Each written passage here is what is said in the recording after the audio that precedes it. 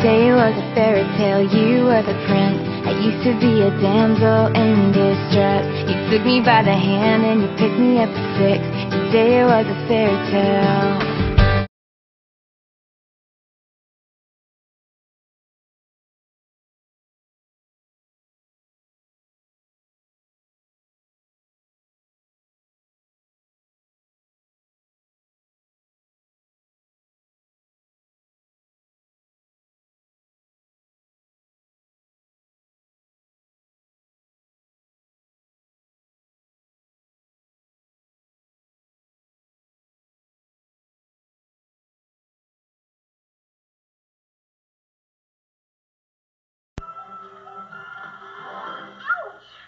What do you think you're doing?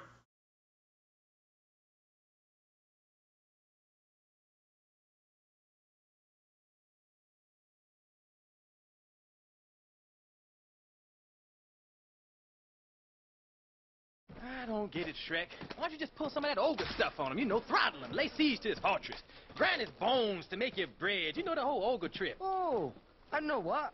Maybe I could have decapitated an entire village and put their heads on a pike, got a knife, cut open their spleen, and drink their fluids. Does that sound good to you?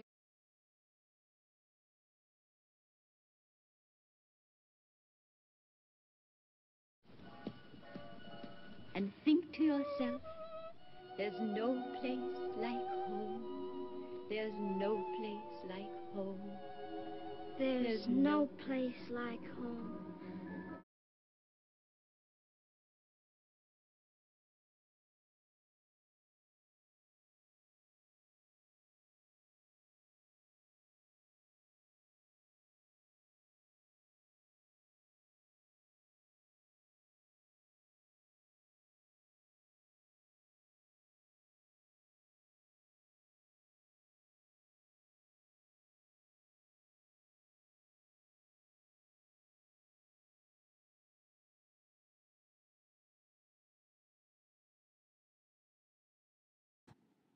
Many fables and fairy tales also include figurative language like personification and onomatopoeia.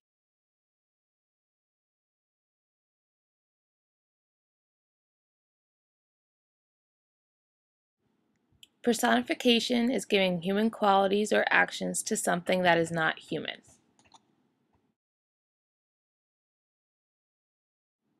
Another element of figurative language is onomatopoeia.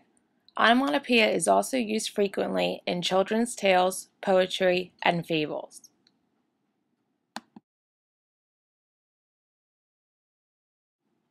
Onomatopoeia is a word whose sound suggests its meaning.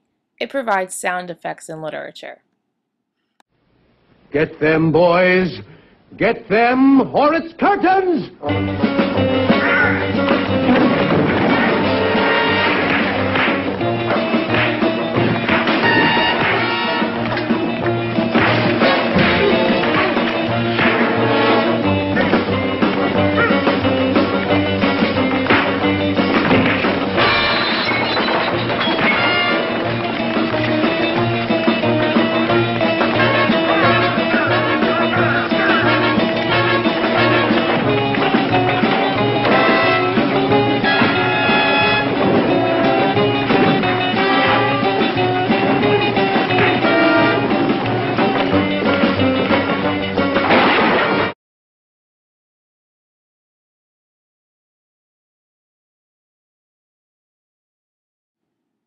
This is a short fable called The Goose That Laid the Golden Eggs.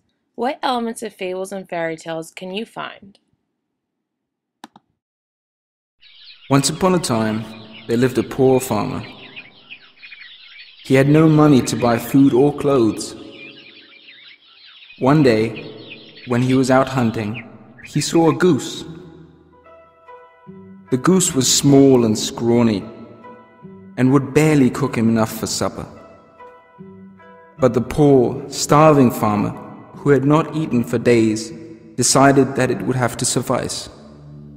Just as he was going to shoot it, the goose cried out, "Please, dear farmer, do not kill me. Take me home and give me some grains and water. If you treat me well, I will give you something that will make you rich forever." Despite his hunger, The farmer is intrigued and curious at the words of the strange goose. The farmer decides to take him home and feed him rather than cook him for supper. When the farmer wakes up the next morning, hungry and cold, to his surprise, he sees that the goose has laid an egg.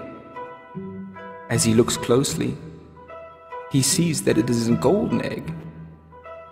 The farmer's eyes light up as he realizes that his fortunes have changed.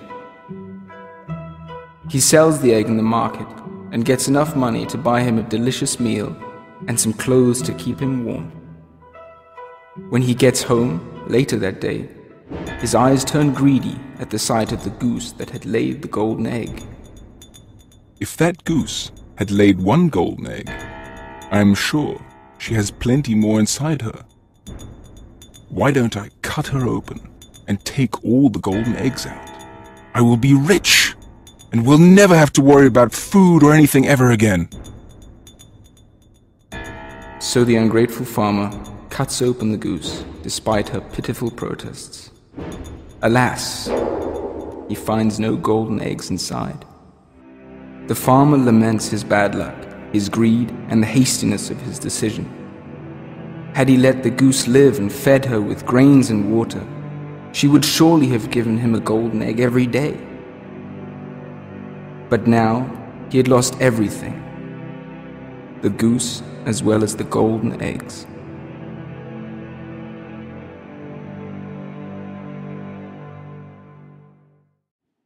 What did you notice? What do you think is the moral or lesson of that fable?